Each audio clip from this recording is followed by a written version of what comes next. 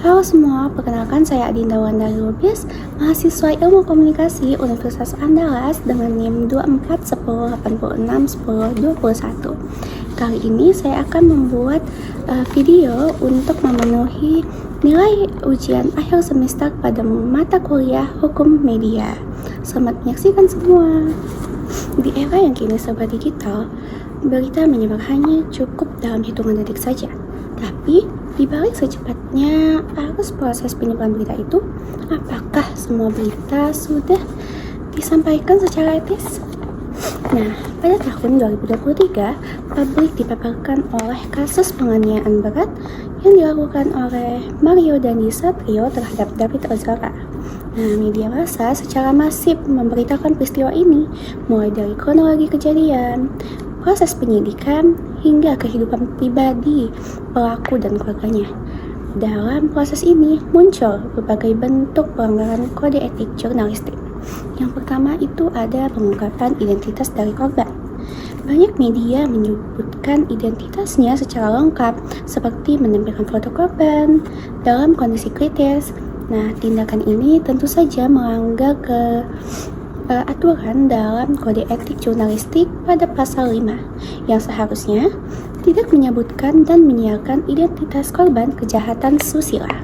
Meskipun pada peristiwa ini korban bukan kejahatan susila, tetapi tetap saja melanggar prinsip perlindungan korban yang dapat memicu ataupun menimbulkan trauma berulang.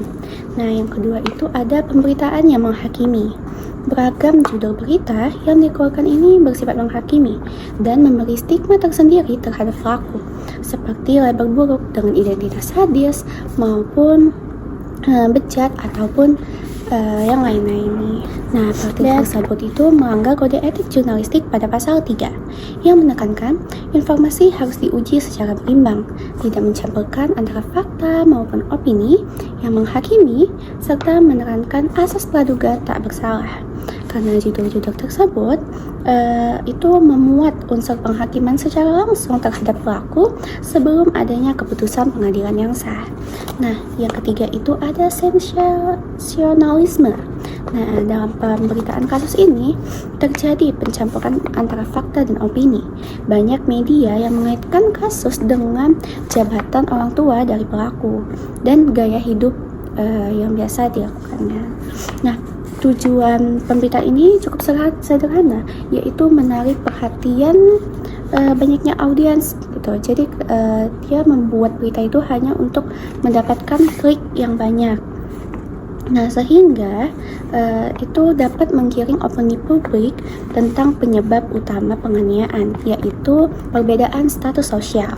Hal ini tentu saja melanggar kode etik jurnalistik pasal 1 yang menekankan berita disampaikan secara akurat, berimbang, dan beritikat buruk, serta pasal 4 yang melarang adanya berita bohong, fitnah, sadis, dan cabul.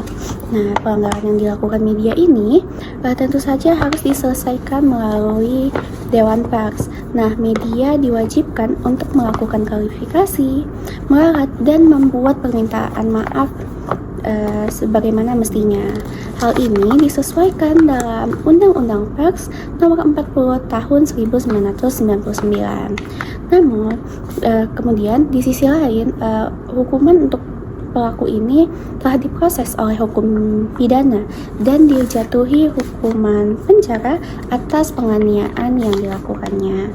Nah, dari kasus inilah kita dapat belajar bahwa kebebasan pers ini harus berjalan sesuai dengan tanggung jawab etik dan profesionalisme jurnalistik. Pada 21 September 2022, Visinema Pictures melaporkan dugaan pembajakan film Mencuri Raden Saleh kepada Polda Metro Jaya. Nah, Visinema ini melaporkan sebanyak 7 situs web ilegal yang menjadi tayangan film bajakan tersebut. Nah, karena para pelaku ini bukan hanya menyebarkan sebatas cuplikan-cuplikan pendek saja, tetapi beberapa situs ini menyediakan film secara full. Nah, yang diduga merupakan hasil rekaman langsung melalui bioskop. Nah, tentu saja menurut kuasa hukum, tindakan ini menyebabkan kerugian secara material pada pihak produksi. Nah, karena kasus tersebut, para pelaku ini dilaporkan dengan Undang-Undang Republik Indonesia Nomor 28 Tahun 2014 tentang hak cipta, yaitu pada pasal 9. Karena film ini adalah ciptaan yang didistribusi dan dipublikasi tanpa izin dan termasuk pelanggaran hak cipta.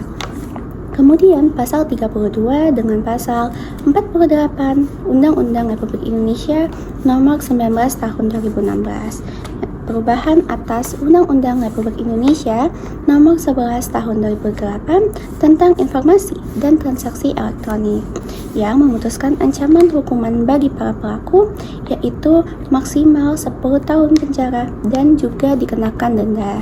Nah, upaya hukum oleh Visinema ini menunjukkan bahwa industri film Indonesia ini masih peduli terhadap perlindungan hak cipta dan siap untuk menempuh jalur hukum agar sebuah karya yang dibuat ini dilindungi dan para pelaku yang melakukan kecurangan ini dikenakan sanksi.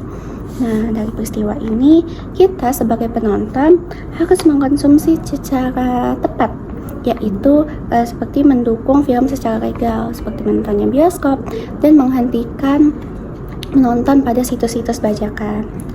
Nah, seperti layanan streaming resmi seperti Netflix, View ataupun Disney. Nah, hal itu kita buat untuk sama-sama membangun karya Indonesia ini semakin lebih maju serta menjaga dan mendukung keberlangsungan industri kreatif Indonesia. Selama pandemi COVID-19, penyebaran hoax tentang vaksin sangat masif nih di media sosial. Nah, Kominfo sendiri telah mencatat ratusan hingga ribuan hoax terkait vaksin, mulai dari klaim barcode berisi alat pelacak hingga isu-isu bahwa vaksin tersebut itu bahaya bagi kesehatan. Nah, ada sejumlah kasus di mana aparat kepolisian ini menangkap penyebar hoax vaksin COVID-19 dan menjeratnya berdasarkan UU ITE.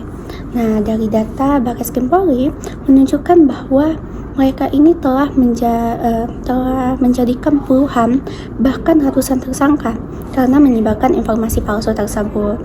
Nah, di Indonesia sendiri, Undang-Undang Nomor 11 Tahun 2008 sebagaimana telah diubah dalam Undang-Undang Nomor 19 Tahun 2016 tentang informasi dan transaksi elektronik. Inilah yang menjadi dasar untuk menindak penyebar hoax di dunia digital. Nah, yaitu dalam pasal 28 ayat 1 yang melarang setiap orang dengan sengaja dan tanpa hak menyebar berita bohong dan menyesatkan dan mengakibatkan kerugian oleh konsumen dalam transaksi elektronik ini akan diberi sanksi menurut pasal 45A ayat 1, yaitu pidana penjara hingga 6 tahun dengan denda maksimal 1 miliar rupiah bagi para pelaku penyebaran hoax. Nah, karena ada hoax ini banyak menyebabkan ketakutan dan kebingungan masyarakat terhadap vaksinasi. Nah, serta karena adanya berita-berita hoax ini tentu saja menurunkan kemauan masyarakat untuk divaksinasi dan itu juga dapat menghambat upaya pemerintah dalam menanggulangi bencana COVID-19 ini.